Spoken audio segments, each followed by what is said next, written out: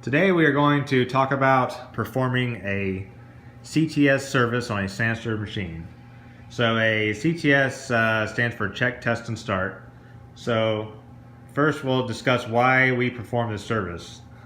First off, it confirms that the machine is operating to factory specifications so that when the end user gets the machine, it is functioning properly and as intended.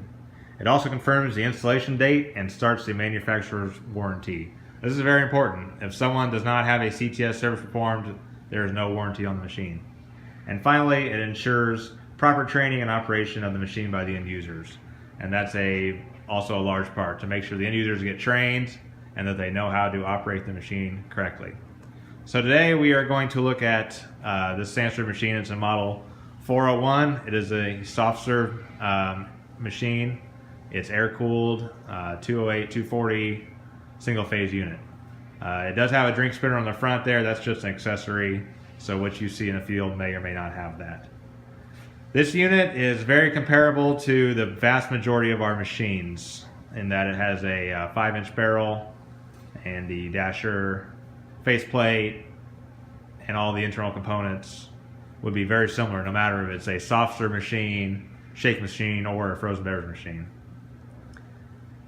The other machines that we make are similar in how they operate, however, could be small differences. Example, the faceplate may look different, the dasher may be different, or the consistency control may be different as well. If you run into one of those machines, you can always look in the operator's manual for instructions of how to properly assemble or operate that machine. The operator's manual is included in every machine in the mix pan in the top. Before you actually go out and perform the CTS, there are some prerequisites that need to happen. First and foremost, you need to call ahead and speak with the actual customer who has the machine. You need to make sure that the machine has arrived at the location and that it has been uncrated and installed. You need to make sure that electrical service has been connected to the machine and that it's on a properly sized, dedicated electrical circuit. The customer needs to have running water available for sanitizing the unit, and they also need to have the correct product mix on hand and available. This is very important because if you do not have mix, you cannot run the machine. After all that is set up, you need to set a time and date for the CTS and make sure they have the staff available for training. We prefer two to four key operators, but at a minimum, one person needs to be there. Once you are actually on site and ready to perform the CTS, you will find this form, the Check, Test, Start Warranty form, is located inside the manual, which is in the top of the mix pan. This is what needs to be filled out in its entirety and returned to us here at SaniServ for payment. Okay, now that we are ready to actually start the CTS, the first thing you want to do is inspect the machine. We want to do a walk around here, make sure all the panels are on tight, that nothing is loose. You want to make sure that the machine has proper clearance. We ask for at least 6 inches on all sides of the unit for air-cooled machines. That will let the machine properly breathe and cool itself. With water-cooled machines, they do not have to have that clearance. As we come around here, we already took this side panel off, so we can do an internal check. Basically, we're looking for anything that looks out of the ordinary, like belts that have fallen off or are way too loose, pulleys that are loose, make sure the motor's in there tight, and basically everything looks like it's good. There's no wires hanging off and there's no shipping damage internally. At this point, you can put the side panels of the machine back on and actually start training the customer on how to operate the machine. First thing we like to do is go through the parts of the unit. So at the top here we have the mix pan lid. This is insulated on an ice cream machine and shake machine, uninsulated on a frozen beverage. It's very important they have the lid on at all times the machine is operational to keep the product in the mix pan at the proper temperature. Next we have the carb tube. This is used on all soft serve and shake machines. It must be installed as it helps to thicken the product up. And it just slides in the mix pan in a hole like this with an O-ring on it and installs like that. Next we have the magnetic mix pan agitator. This is a two-piece system with a spinner and a pedestal, and it snaps in like this with a magnet. This spins when the machine is operational to keep the product in the mix pan turning and keep it mixed up and also chilled. On the other side of the mix pan, we have this nub here, which is the mix out sensor. Product must be above the mix out sensor for the machine to operate properly. It's also very important that the customer cleans this when they clean their machine, because any buildup on this can affect performance. Moving on to the front of the machine, we have the faceplate assembly. So I'm going to start disassembling this faceplate to show you how it all goes together. First, we have the two knobs here on the left and right. You just unscrew those counterclockwise. You want to always screw and unscrew these at the same time. If you tighten one side down or loosen one side up and then the other, it can possibly crack the faceplate. This whole assembly just pulls off. Now we have our faceplate assembly. To take this apart, you pull the pin, fast pin out. Then you pull in the handle a little bit, which takes this out. From this point, you can remove the spigot plunger with two O-rings on there. Then you have the faceplate with a large O-ring on the back side. After that, the whole dasher assembly slides out. That's one piece. On this, we have our stator rod. This is what keeps product moving from the front to the back of the machine and also holds the faceplate and dasher in place. It just slides out. Then we have our scraper blades. There are two scraper blades on this model. To remove the scraper blades, you lift them straight up and down and then lift out, because the bar here is beveled so that they will only come off when they're facing up and down.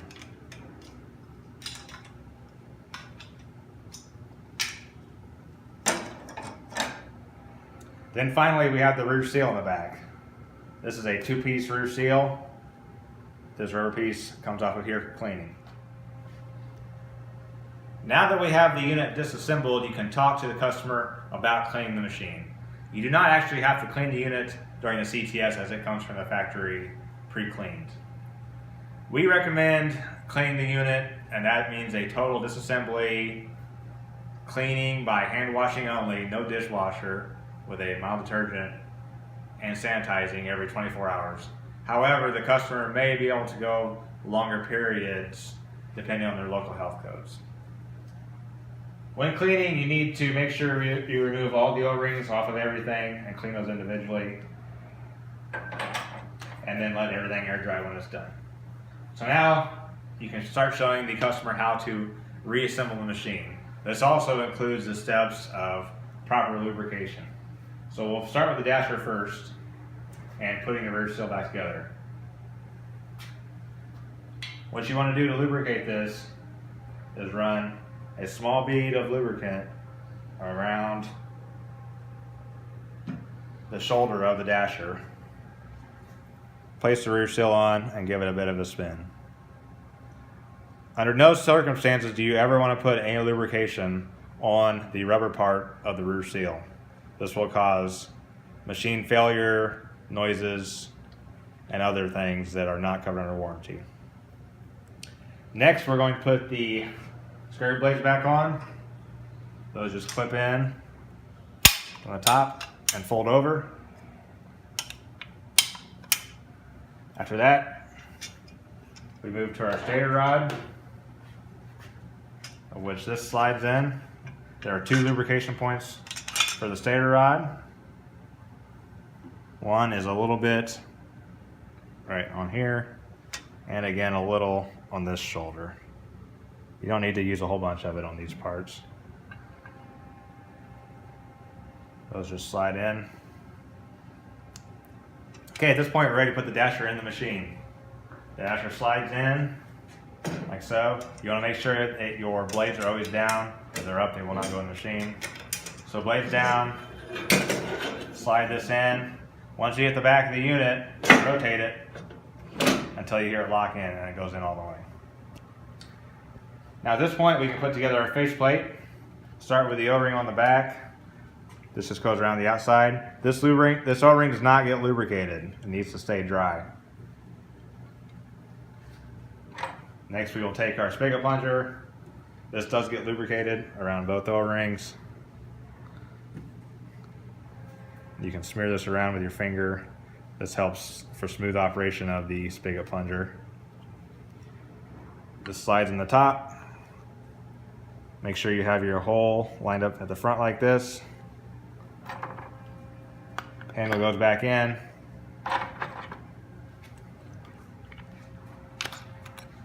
Fast pin in.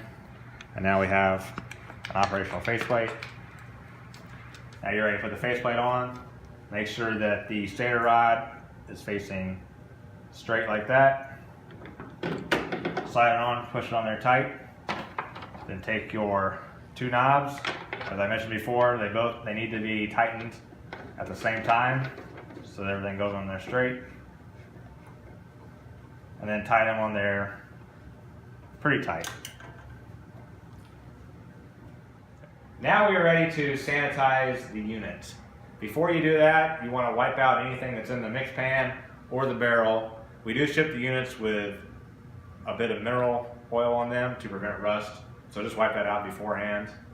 Now we're going to make our sanitizer. If you're using our sanitizer, it is 1 packet of sanitizer to 2 gallons of water. I've already made this batch, so we're ready to go. Before you dump it in, you want to take your carb tube and just lay it in the pan, and then you're just going to dump the sanitizer into it.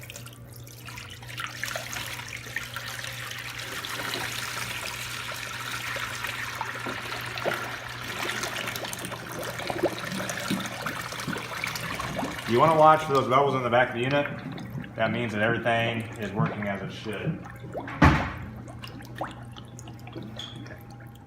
To sanitize the mix pan, you just take the included brush that's in the spare parts kit and you just wipe it around the pan. You just want to get the sanitizer all around the pan. Go down into the hole. Make sure the machine is not running this time. And then also, you just put some all over the lid as well.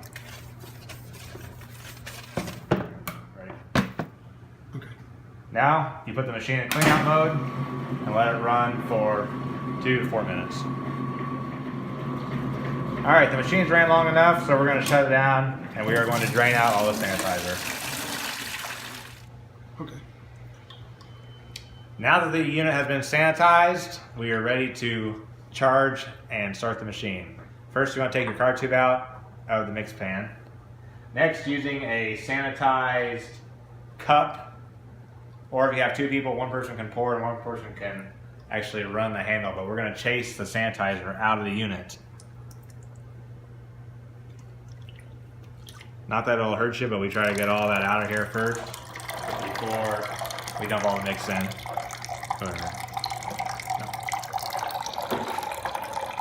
So once you start seeing solid mix coming out of that, you can close the handle. Now we're ready to dump the rest of our mix in. Again, you want to watch that bubbling.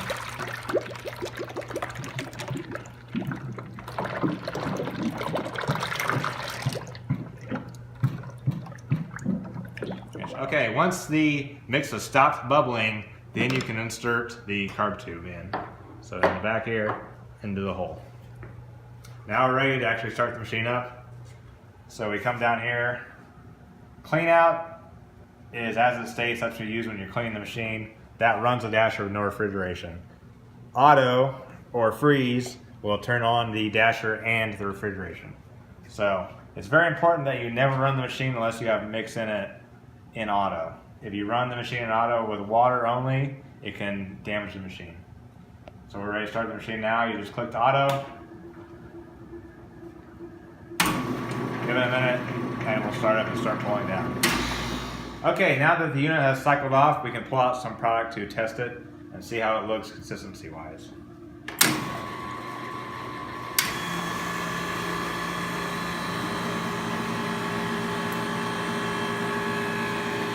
Alright, so that looks like a pretty good product there. It's nice and dry and standing up well. We can do our temperature on it. For soft serve, you want to be between 18 and 20 to 21 degrees. Looks like we're right around 18.9, 19 degrees. At this point, you can present the product to the customer and see how they think it looks consistency-wise. For temperatures, we like to see soft serve between 18 and 21 degrees, frozen yogurt 17 to 20 degrees, shakes at 25 to 28 degrees, non-alcoholic frozen beverages at 25 to 28 degrees, and alcoholic frozen beverages at 16 to 19 degrees. Those are all Fahrenheit temperatures. If you do need to make an adjustment to the consistency control system, that on most models is located on the control board.